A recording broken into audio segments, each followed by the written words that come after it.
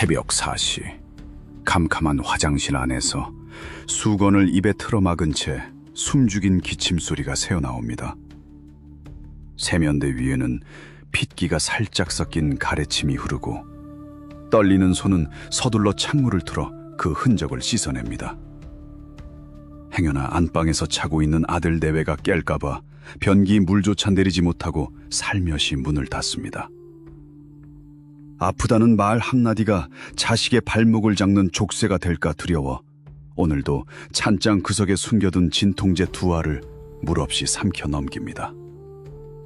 올해 67이 된 김명숙 할머니. 그녀는 20년 넘게 초등학교 급식실에서 조리사로 일하며 홀로 아들을 키워냈습니다. 남편을 일찍 여의고 매일 수백 인분의 밥을 지으며 거친 주방일에 뼈마디가 굵어지고 굽었지만 번듯한 대기업에 취직해 참한 며느리까지 얻은 아들 지훈 42세를 그녀 인생의 유일한 훈장이자 살아가는 이유였습니다. 5년 전 맞벌이하는 아들 내외의 간곡한 부탁으로 선주 육아를 돕기 위해 서울 아들 집으로 처음 합가했을 때만 해도 명숙 씨는 자신이 아직 자식에게 쓸모있는 존재라는 사실에 남몰래 안도했습니다. 밥을 챙겨 먹이고 유치원 버스를 태워보내고 집안을 반짝반짝하게 닦아놓으면 퇴근한 아들 내외가 연신 고맙다며 인사를 건네곤 했죠. 하지만 손주가 훌쩍 커서 중학생이 되고 혼자 학원에 다니며 방문을 닫고 지내기 시작하면서부터 명숙 씨의 자리는 묘하게 애매해졌습니다.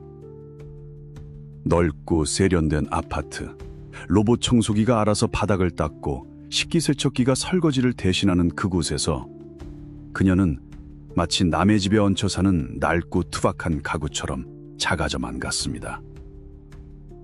하루 종일 텅 빈 집을 지키다 보면 째깍거리는 시계 소리만이 그녀의 유일한 말벗이 되곤 했습니다. 아들 내외는 늘 바빴습니다. 새벽같이 출근하고 밤늦게 파김치가 되어 돌아오는 자식들의 처진 어깨와 퀭한 눈을 볼 때면 명숙 씨는 가슴이 미어졌습니다. 대출금 갚으랴, 애 학원비 대랴, 뼈 빠지게 일하는 아이들에게 내 한 몸 건사하는 일로 짐을 지워서는 절대 안 된다. 이 생각은 어느새 그녀의 머릿속에 깊게 박힌 굳건한 신념이 돼버렸습니다. 그래서 명숙 씨는 몸이 보내는 적신호조차 입술 안으로 꾹꾹 씹어 삼키기 시작했습니다. 처음엔 그저 소화가 안 되고 명치 끝이 뻐근한 정도였습니다. 밥을 먹으면 얹힌 것처럼 답답했고 밤마다 원인물을 미열이 났지만 며느리가 사다 놓은 소화제와 해열제로 버티며 그저 늙어서 기력이 달리는 거겠지 체념했습니다. 식탁에 마주 앉아 밥을 먹을 때면 며느리 윤진 39세의 걱정스러운 눈빛으로 어머니, 요즘 안색이 너무 안 좋으세요. 식사도 통 못하시는 것 같고 내일 저랑 병원 한번 가보실래요? 하고 묻곤 했습니다. 하지만 명숙 씨는 그때마다 화들짝 놀라며 황급히 손사래를 쳤습니다. 아유, 아니다. 내가 아플 때가 어딨니? 어제 텔레비전 보다가 잠을 좀 설쳐서 그런 거다. 병원은 무슨 돈 아깝게. 너희들 회사 일도 바쁜데 내 신경 쓰지 말고 찌기 전에 푹푹 떠먹어라. 거짓말이었습니다. 속은 불로 지지는 것처럼 쓰렸고 밥술을 뜨는 것조차 고역이었습니다. 하지만 명숙 씨는 철저히 자신의 고통을 은폐했습니다. 자식의 팍팍한 삶에 주름살 하나 더 얹지 않고 평온한 일상을 지켜주는 것. 그것이 늙고 병든 어미가 할 수 있는 마지막 도리라고 굳게 믿었기 때문입니다. 계절이 바뀌어 찬바람이 베란다 창문을 흔들기 시작할 무렵 명숙 씨의 몸은 노골적으로 비명을 질러대고 있었습니다. 체중계 바늘은 불과 몇 달 새에 7kg이나 줄어들어 있었고 목욕탕 거울에 비친 앙상한 쇄골과 푹 패인 볼은 그녀 자신조차 섬뜩하게 만들 정도였습니다. 평생 무거운 소뚜껑을 들며 다져졌던 단단한 팔뚝의 근육은 온데간데 없이 사라지고 가죽만 남아 덜렁거렸습니다. 하지만 명숙 씨의 거짓말은 몸이 말라갈수록 오히려 더 정교하고 필사적으로 변해갔습니다. 헐렁해져 버린 바지춤은 남몰래 바늘을 들어 고무줄을 2번씩 겹쳐 꿰매어 단단히 조였습니다. 아침마다 창백하고 누렇게 뜬 얼굴을 감추기 위해 예전에는 답답하다며 거들떠보지도 않던 며느리의 비비크림을 화장대에서 몰래 덜어와 얼굴에 두껍게 펴발랐습니다. 행여나 기침이 터져 나올 것 같으면 얼른 베란다나 다용도실로 숨어들어가 세탁기 돌아가는 소리에 맞춰 속으로 끄끄대며 상견했습니다. 어느 날 오후 단지 내 마트 앞에서 예전 동네 이웃이었던 이점순 할머니를 우연히 마주친 날이었습니다. 점순 씨는 화려한 등산복 차림에 얼굴엔 제법 화색이 돌았습니다. 아유, 명숙 형님, 진짜 오랜만이네. 근데 형님, 낯빛이 왜 그래? 어디 아파? 푹 늙어버렸어. 나 어제 우리 큰딸년이 하도 성화를 부려서 대학병원 가서 종합검진 싹 받고 왔잖아. 돈 100만 원이 우습게 깨졌어. 자식들 돈 뺏어먹은 것 같아서 미안해 죽겠는데 안 받으면 호접한다고 딸년이 하도 난리를 쳐서 억지로 끌려갔다 왔지 뭐야. 점순 씨의 그 자랑 섞인 푸념을 들으며 명숙 씨는 가슴 한구석이 텅 비어버리는 듯한 서글픔을 느꼈습니다. 점순 씨의 딸은 어머니의 작은 변화도 놓치지 않고 억지로라도 병원에 끌고 갈 여유가 있구나. 하지만 명숙 씨는 이내 고개를 가로저으며 마음을 다잡았습니다. 자식들 돈 벌기 힘든 줄 모르고 우리 지훈이는 이번에 대출 이자 올랐다고 밤마다 잠도 못 자고 뒤척이는데 내가 어떻게 병원비로 수십만 원을 써. 난 안 아파. 그저 늙어서 입맛이 좀 없을 뿐이야. 암 그렇고 말고. 자신의 병을 부정하는 것. 그것은 명숙 씨가 팍팍한 세상을 살아가는 자식을 지켜주기 위해 선택한 마지막 모정이었습니다. 통증이 등허리를 타고 밀려올 때면 빈 방에서 이불을 뒤집어 쓰고 뒹굴면서도 끙끙 앓는 소리 한 번 내지 않았습니다. 그러던 어느 주말 저녁이었습니다. 모처럼 가족이 다 모인 식탁에 며느리가 특별히 명숙 씨가 좋아하는 갈비찜을 김이 모락모락나게 내놓았습니다. 어머니, 요즘 통 못 드시는 것 같아서 푹 쪘어요. 많이 드세요. 하지만 달큰한 고기 냄새가 코끝에 닿는 순간 명숙 씨의 위장이 심하게 요동치며 뒤틀렸습니다. 애써 밥술을 뜨려 억지로 고기 한 정을 입에 넣었지만 결국 참지 못하고 헛구역질을 하며 화장실로 달려가고 말았습니다. 변기를 부여잡고 먹은 것도 없는 쓴물을 토해내며 거친 숨을 몰아쉬는 그녀의 등 뒤로 쿵쾅거리는 발소리와 함께 놀란 아들 지훈이 다가왔습니다. 엄마, 왜 이래? 진짜 어디 아픈 거 아니야? 안 되겠다, 짐 챙겨. 당장 응급실부터 가. 아들의 목소리는 다급했지만 그 안에는 묘한 짜증과 피로감이 섞여 있었습니다. 명숙 씨는 귀신같이 그 미세한 떨림을 알아챘습니다. 걱정하는 마음 이면에 자리한 혹시나 큰 병이면 어쩌지? 내일 아침 일찍 출근해야 하는데 하는 자식의 무거운 두려움을 늙은 어미는 너무나도 쉽게 읽어내고 만 것입니다.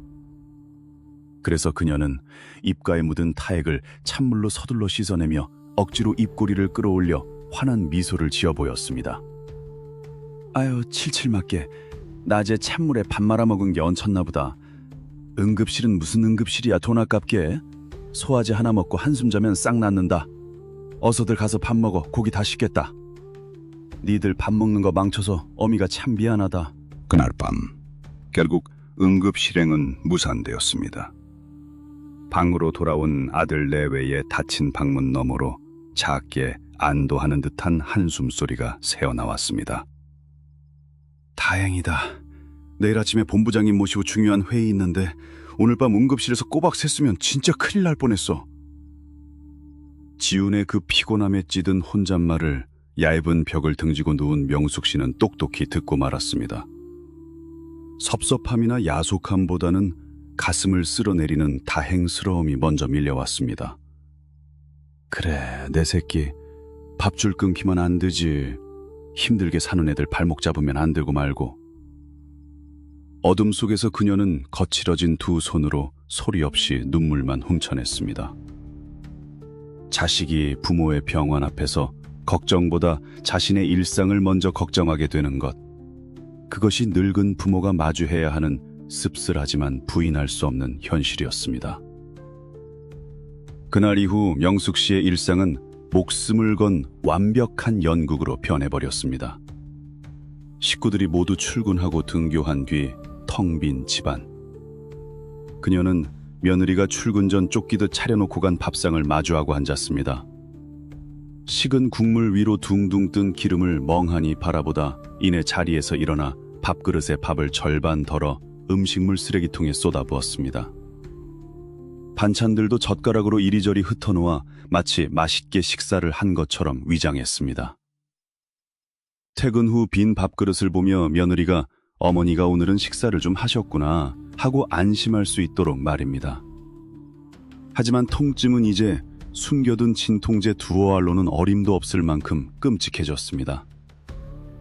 뱃속에서 날카로운 칼날이 쑤시고 휘젓는 것 같은 고통이 덮칠 때면 명숙 씨는 차가운 거실 바닥에 웅크리고 누워 식은땀을 뻘뻘 흘렸습니다. 도저히 견디다 못해 낡은 카디건을 겹쳐 입고 절뚝거리며 동네 상가에 있는 약국을 찾았습니다. 어르신, 지난주에도 진통제 2통이나 사가셨는데 벌써 다 드셨어요?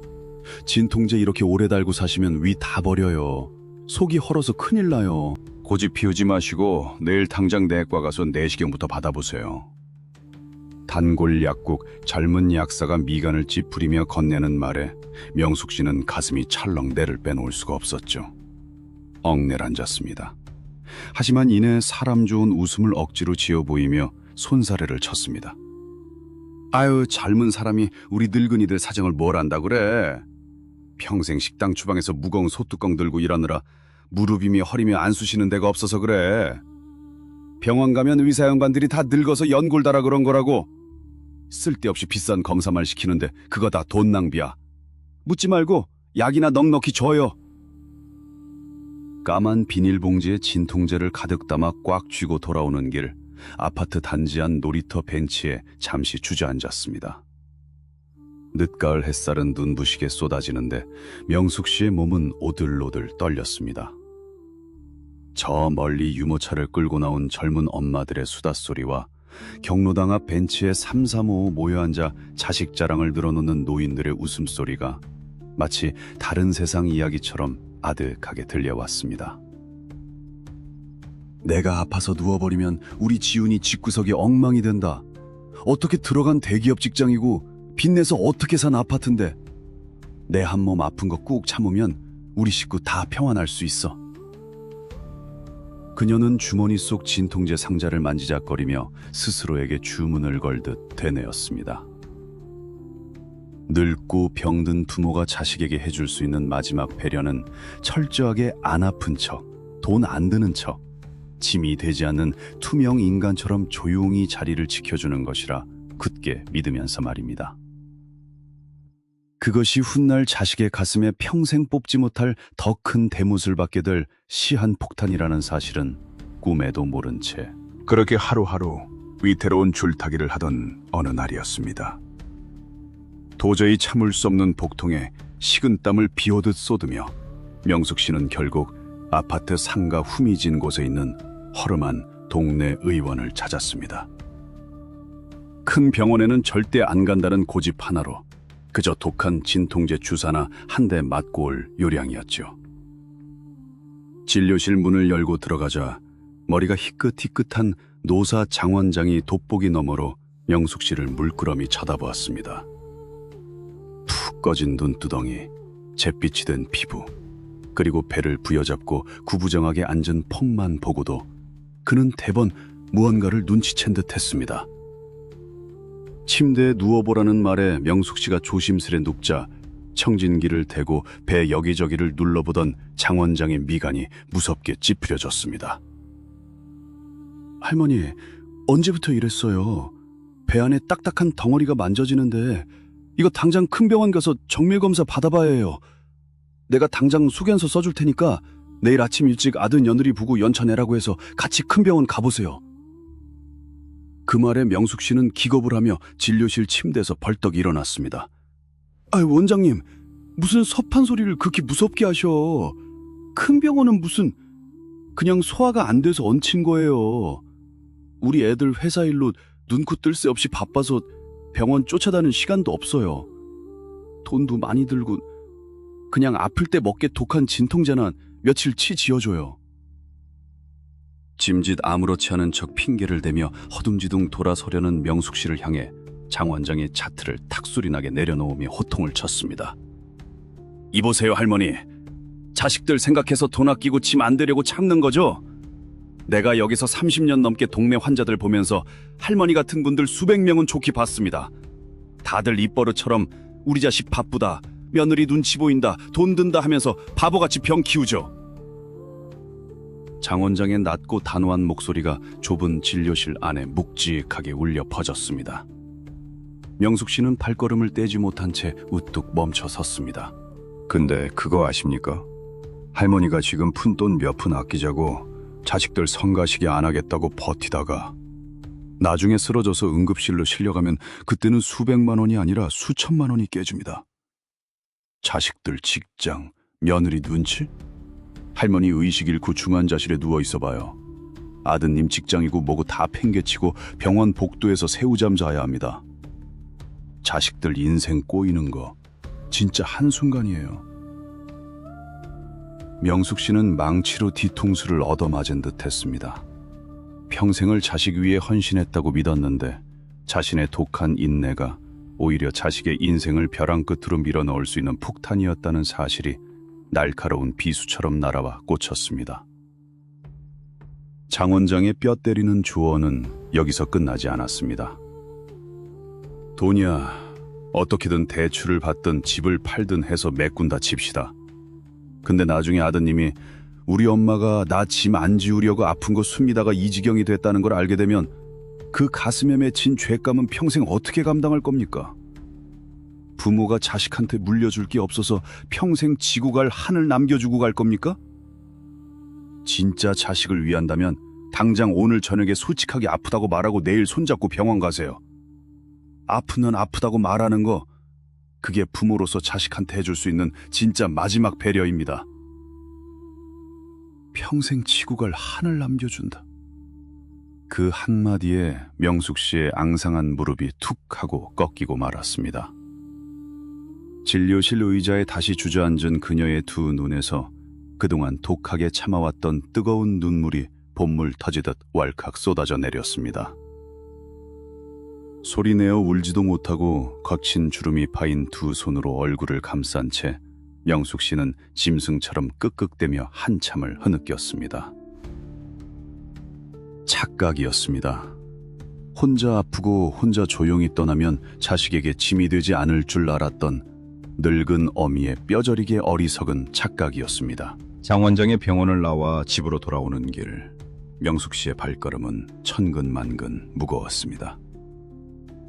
해가 뉘엿뉘엿 넘어가며 아파트 단지에 붉은 노을이 내려앉고 있었지만 그녀의 머릿속에는 오직 하나, 자식의 가슴에 평생 씻지 못할 죄책감을 남긴다는 의사의 서슬퍼런 호통만이 맴돌았습니다. 그날 저녁 도어록의 경쾌한 전자음 소리와 함께 아들 지훈과 며느리 윤진이 파김치로 되어 들어왔습니다. 평소 같으면 명숙 씨는 아픈 배를 틀어주고도 벌떡 일어나 웃으며 자식들의 겉옷을 받아들었을 것입니다. 하지만 오늘만큼은 소파에 우두커니 앉아 그저 들어오는 아이들의 얼굴만 물끄러미 바라보았습니다. 엄마 다녀왔어요. 엄마 불도 안 켜고 뭐 하세요? 어디 편찮으세요?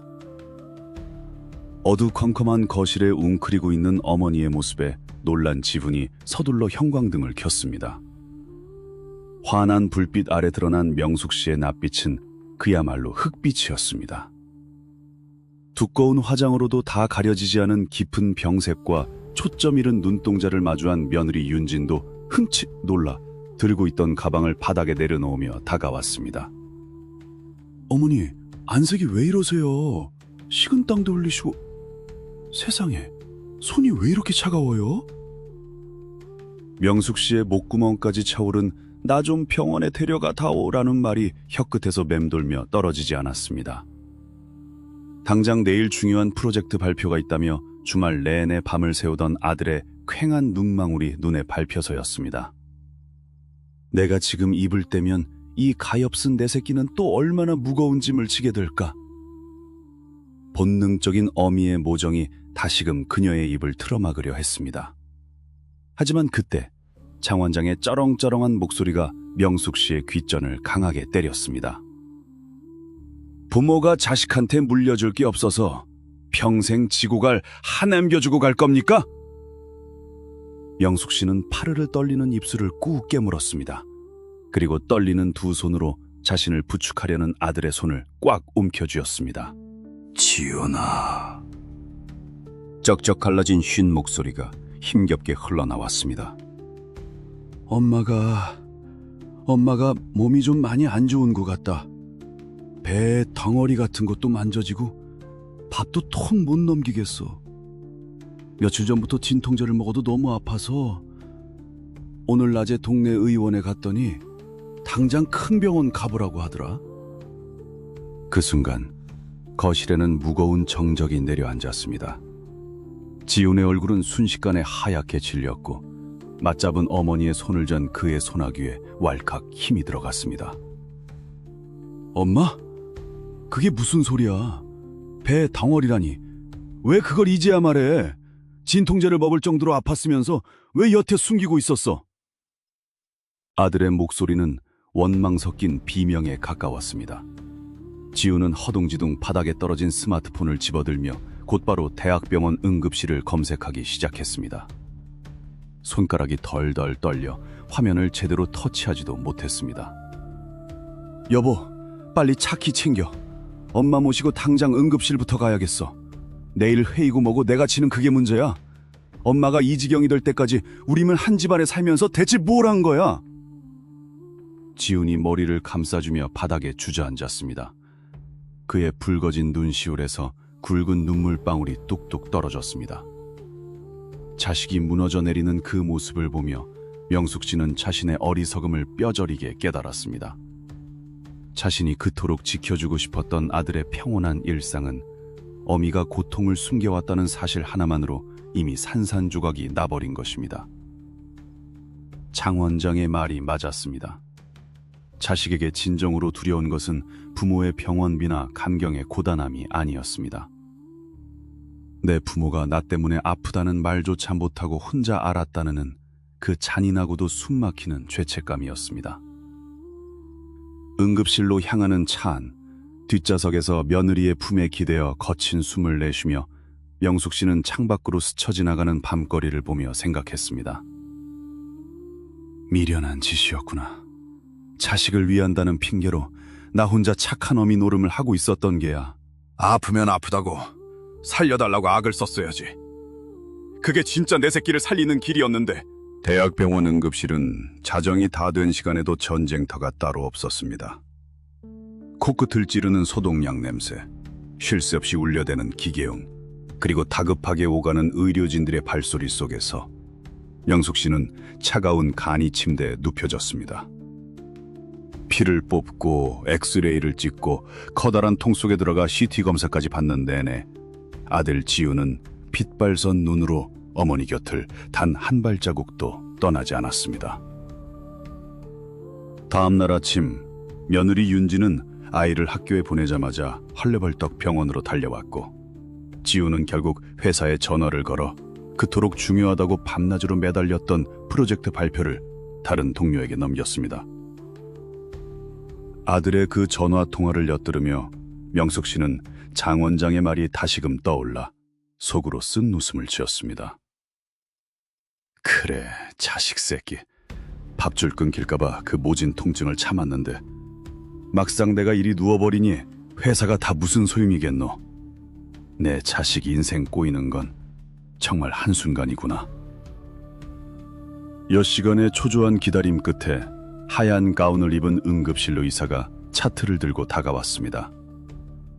지훈과 윤중이 사색이 되어 의사 앞으로 다가섰고 명숙 씨도 마른 침을 삼키며 의사의 입술만 뚫어져라 쳐다보았습니다.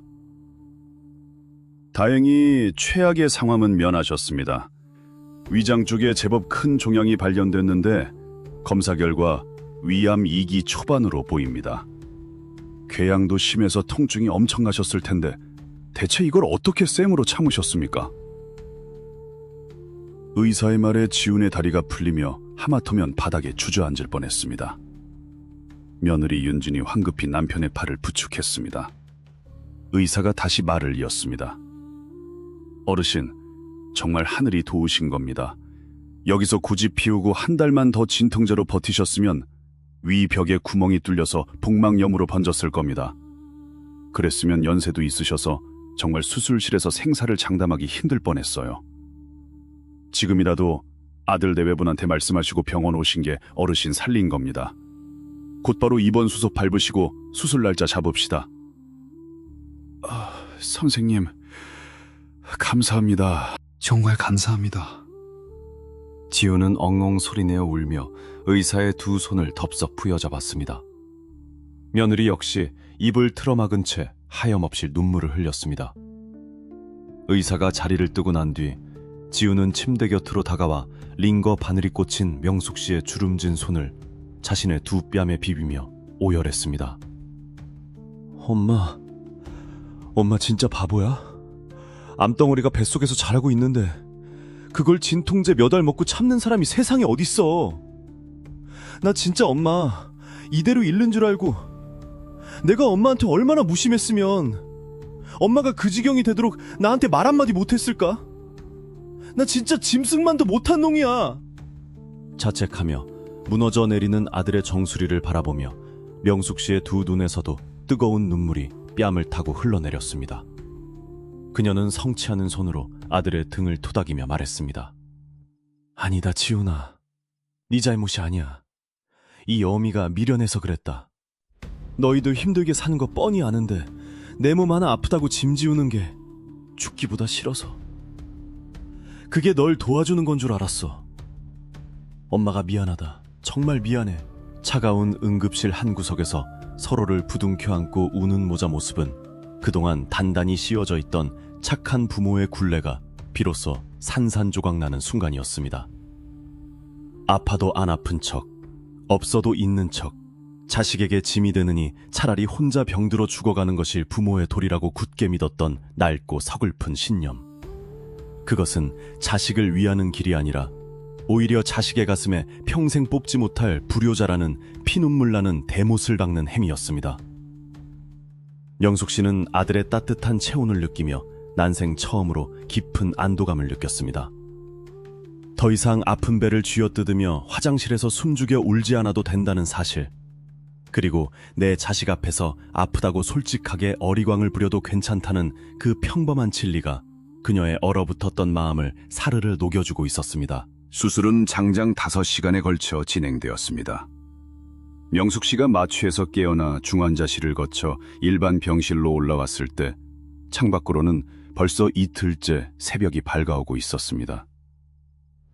무통 주사를 맞고 있었지만 배를 가로지른 수술 자국은 숨을 쉴 때마다 날카로운 통증을 동반했습니다.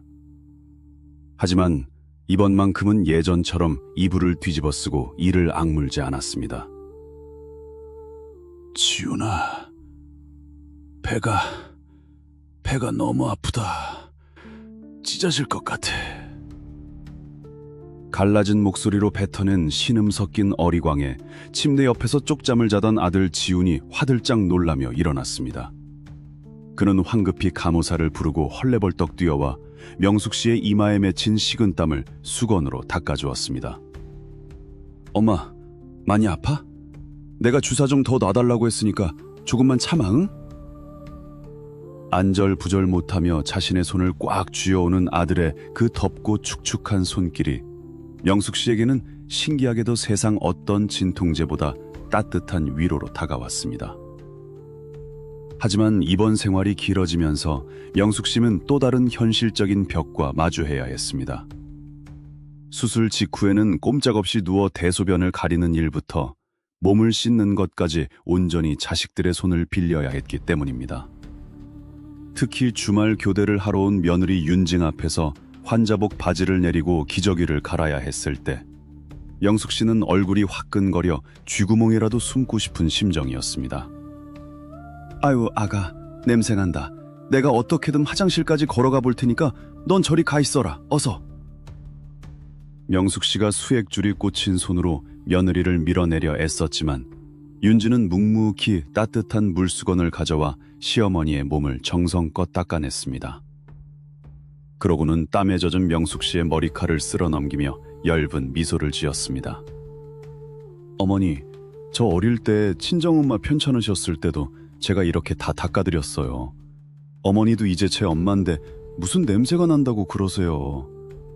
그리고 저 지훈 씨랑 결혼해서 여태껏 일한다는 핑계로 어머니가 차려주시는 밥상만 날름 받아먹었잖아요.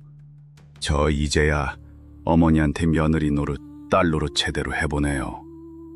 그러니까 제발 미안하다는 말씀 좀 그만하세요. 어머니가 자꾸 밀어내시면 저 진짜 섭섭해서 울 거예요. 며느리의 물기 어린 목소리에 명숙 씨는 그만 참고 있던 눈시울을 붉히고 말았습니다. 자신이 그토록 혐오했던 짐이 드는 순간이 자식들에게는 오히려 부모를 향한 사랑을 갚고 도리를 다할 수 있는 소중한 기회였다는 것을 왜 이제껏 몰랐을까요? 자식은 그저 부모의 일방적인 희생과 보호막 안에서만 살아가는 존재가 아니었습니다. 때로는 늙고 약해진 부모의 구분 등을 기꺼이 업어주고 냄새나는 오물을 닦아내며 진짜 단단한 어른으로, 진짜 가족으로 성장해 나가는 것이었습니다.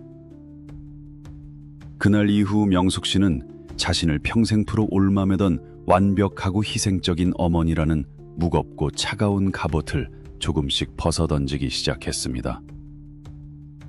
병원 밖을 나오려는 조금씩 벗어던지기 시작했습니다. 병원 밥으로 나온 미음이 맛없다며 아들에게 투정도 부려보고 늦은 밤 통증에 잠이 오지 않을 때면 며느리의 손을 꼭 잡고 옛날 시골에서 고생하던 시절 이야기도 주저리 꺼내놓았습니다. 놀랍게도 그녀가 그렇게 고집을 꺾고 약한 모습을 보일수록 부끄러운 짐을 자식의 어깨에 조금씩 나누어 얹을수록 삭막했던 병실 안에는 이전에 없던 따뜻한 온기와 작은 웃음소리가 피어나기 시작했습니다. 혼자 짊어지려 했을 때는 가족 모두를 파멸로 몰고 갈 뻔했던 무서운 병마가 오히려 뿔뿔이 흩어져 있던 가족의 마음을 하나로 묶어주는 묘한 끈이 되어주고 있었습니다. 계절이 바뀌어 병원 창밖으로 앙상했던 나뭇가지에 푸른 새순이 돋아날 무렵 명숙 씨는 마침내 무사히 퇴원하여 다시 아들 집으로 돌아왔습니다. 위를 절반이나 잘라내는 큰 수술을 겪은 탓에 몸무게는 예전보다 더 줄어 겉모습은 훨씬 수척해졌지만 신기하게도 그녀의 얼굴엔 그 어느 때보다 편안하고 부드러운 화색이 돌았습니다. 퇴원 후 명숙 씨의 일상은 예전과는 180도 달라졌습니다. 이제 그녀는 더 이상 며느리의 화장품으로 창백해진 얼굴을 숨기지 않습니다. 아침에 일어나 속이 조금이라도 더부룩하거나 숨이면 주저없이 아들 지훈에게 말합니다. 지훈아, 애미가 오늘 아침엔 속이 영 불편하구나. 출근하는 길에 빈속에 먹을 부드러운 죽 한 그릇만 사다 주고 가련? 그러면 지훈은 바쁜 출근길인데도 귀찮아하기는커녕 오히려 엄마가 혼자 안 참고 먼저 말해줘서 진짜 고마워 라며 활짝 웃는 얼굴로 전복죽을 든든하게 안겨주고 나갑니다. 퇴근하고 돌아온 며느리에게도 아가, 오늘은 다니가 좀 쑤시는데 어깨랑 종아리 좀 주물러다오 하고 기꺼이 등을 내어줍니다.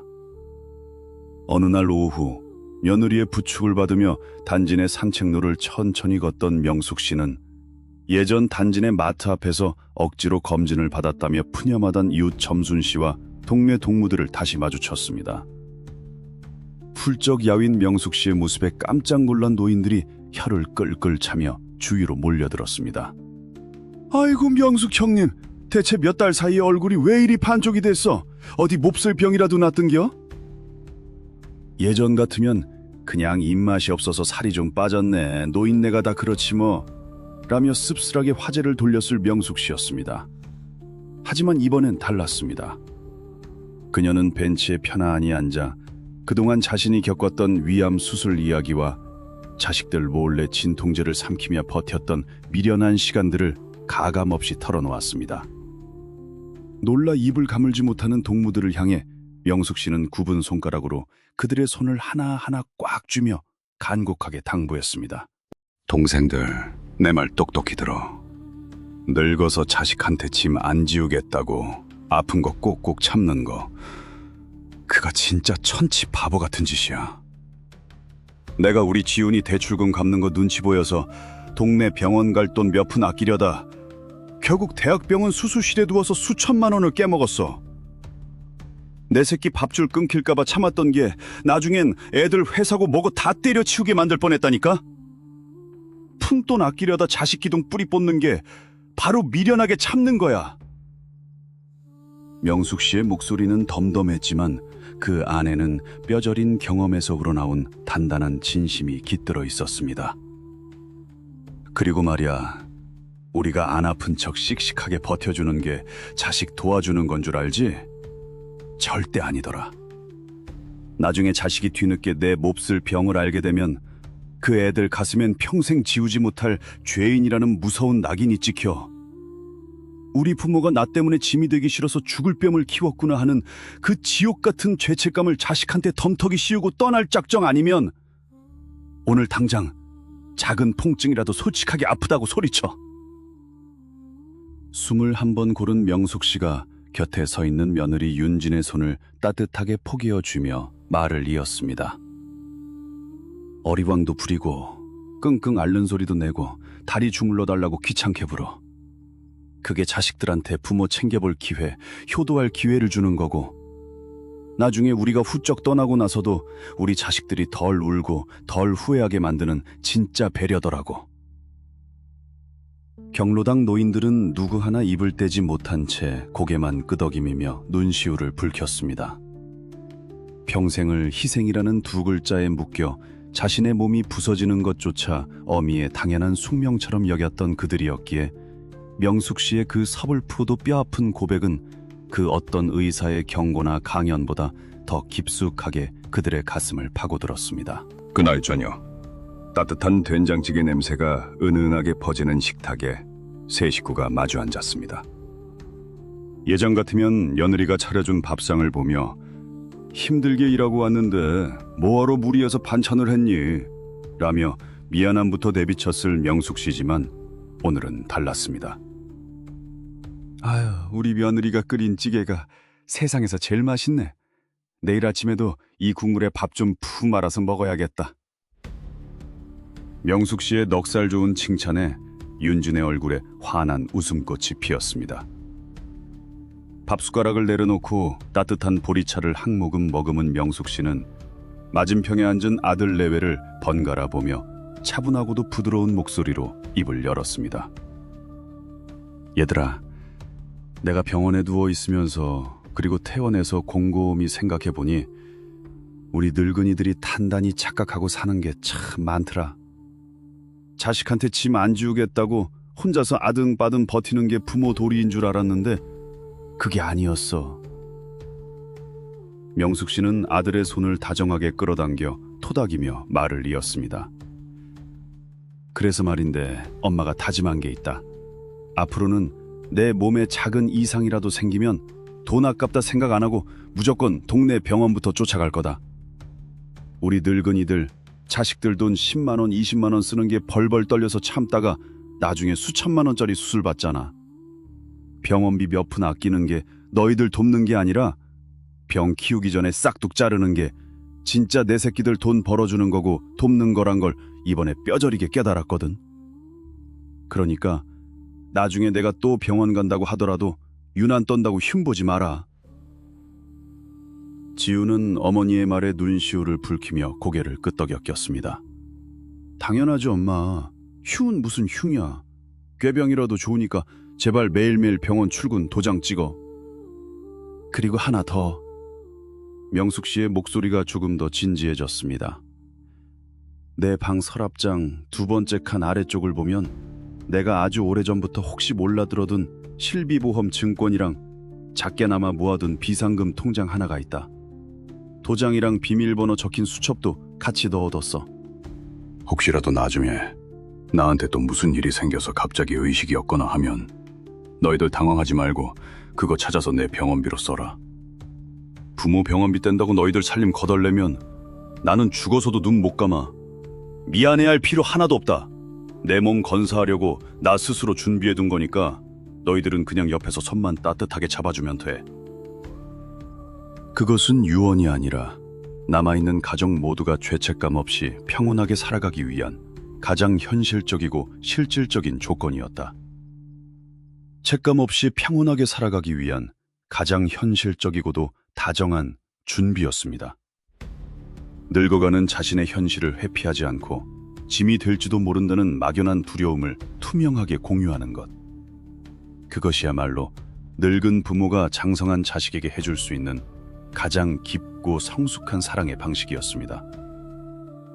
지훈과 윤지는 묵묵히 어머니의 두 손을 포개어 잡았습니다. 그날 밤 텅 비고 차갑게만 느껴졌던 거실에는 더 이상 숨죽인 기침 소리나 억눌린 신음이 들리지 않았습니다. 대신 서로의 연약함을 기꺼이 껴안은 가족만이 나눌 수 있는 깊고 다디단 숨소리만이 고요하게 내려앉았습니다. 지금 이 순간에도 굳게 닫힌 방문 너머로 혹은 캄캄한 화장실 안에서 홀로 숨죽여 기침을 삼키고 계신 우리 부모님이 계실지도 모릅니다. 우리 자식들 바쁜데 돈 드는데 하시며 아픈 배를 웅크린 채 진통제 한 알로 기나긴 밤을 외롭게 버티고 계신 건 아닐까요?